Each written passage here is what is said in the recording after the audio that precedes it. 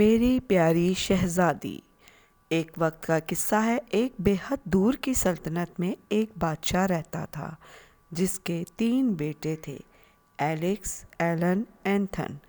بادشاہ نے اپنے شاہی ساحر کو بلایا اور کہا کہ میں اپنے بیٹوں کا نکاح کرنا چاہتا ہوں۔ اس کے لیے کون سا دن مہینہ بہتر رہے گا؟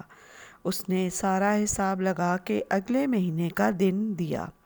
بادشاہ نے وزیر کو حکم دیا کہ سب سلطنت والوں کو دعوت دی جائے اگلے مہینے آنے کی۔ اس طرح وزیر نے تمام سلطنت میں جا کر دعوت دی، ان سبھی شہزادیوں کو جو نکاح کے قابل ہو گئی تھیں۔ بادشاہ نے یہ خبر اپنے بیٹوں کو دی، پر ایلیکس اور ایلن اپنے چھوٹے بھائی کو پسند نہ کرتے۔ وہ ان سے زیادہ خوبصورت تھا اور رحم دل انسان بھی تھا۔ وہ رعایا سے پیار کرتا اور بادشاہ کی غیر موجودگی میں وزیر اسی سے مشورہ کرتا۔ یوں وہ سب کا عزیز تھا اور آنے والے وقتوں میں بادشاہ بننے کا حقدار بھی تھا۔ دونوں بھائیوں نے اسے نیچا دکھانے کے لیے ایک جادوگرنی کے پاس گئے اور اس نے انہیں تسلی دی کہ وہ جلد ہی سلطنت کے لوگوں کے سامنے شرمندہ ہوگا، اور وہ دن آ گیا اس تقریب میں حصہ لینے کا۔ سبھی شہزادیاں آئیں اور اعلان کیا گیا کہ 3 شہزادے اپنا اپنا تیر پھینکیں گے۔ جس شہزادی کے سامنے جس کا تیر جائے گا وہی اس شہزادے کی دلہن بنے گی، پر اس کا فیصلہ شہزادی کی مرضی کے مطابق ہوگا۔ پھر دونوں بڑے بھائیوں کے تیر تو شہزادیوں کے پاس جا گرے، لیکن اینتھن کا تیر ہوا میں اڑا اور جادوگرنی نے اس پر طلسم کیا تو وہ جنگل میں جا گرا۔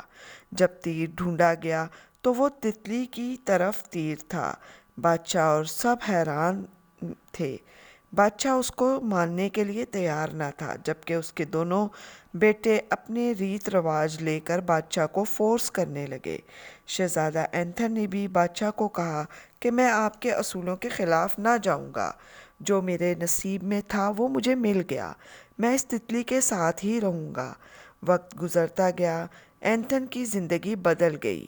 جہاں کہیں وہ جاتا لوگ اس پر ہنستے، جبکہ ایلیکس اور ایلن شان و شوکت سے اپنی بیویوں کے ساتھ جاتے۔ اینتھن ہر وقت اپنے ساتھ تتلی کو رکھتا۔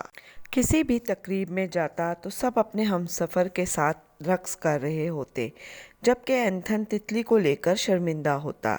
ایک دن وہ تتلی کو پارٹی میں نہ لے کر گیا۔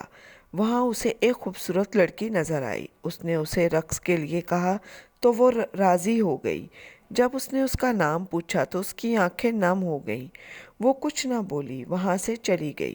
اینتھن رات سونے سے پہلے اسی کے بارے میں سوچتا رہا۔ پھر اگلے دن اس نے قیمتی لباس پہنا اور پارٹی میں اس امید سے گیا کہ وہی لڑکی اسے ملے، تو اس نے اسی لڑکی کو وہاں پایا تو بے حد خوش ہوا۔ اس کے ساتھ رقص کیا اور پوچھا کہ کل مجھ سے کوئی گستاخی ہوئی تھی جو تم وہاں سے چلی گئیں؟ وہ بولی کہ کیا تمہاری زندگی میں کوئی اور ہے؟ تو شہزادہ بولا کہ ہاں، قدرت کا ایک مذاق ہوا ہے میرے ساتھ، لیکن جب سے تم مجھے ملی ہو تمہارا خیال میرے دماغ سے نہیں نکلتا۔ میں تم سے پیار کرتا ہوں۔ وہ بولی میں شہزادی نشا ہوں، اس تتلی کو جہاں سے لائے ہو وہاں چھوڑ آؤ۔ جب شام وہ تتلی کو اس جگہ چھوڑنے گیا تو یکدم ایک روشنی سی چمکی اس کی آنکھوں پر۔ اس نے دیکھا تو شہزادی نشا وہاں کھڑی تھی۔ بولی کہ تم بھی انہی لوگوں کی طرح نکلے۔ بے شک تم نے مجھے قبول کیا، لیکن خوبصورت لڑکی دیکھ کر تم مجھے چھوڑ گئے۔